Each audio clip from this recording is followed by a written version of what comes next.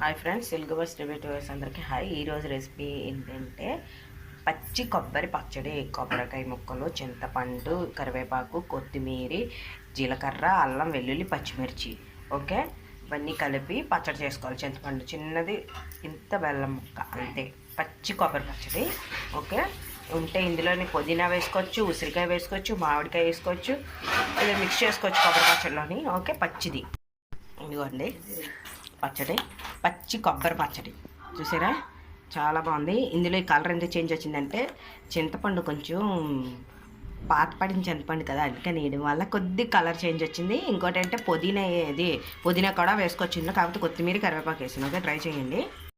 ఇక ట్రై చేయండి. Okay, please subscribe చేయండి, షేర్ చేయండి, కామెంట్స్ పెట్టండి.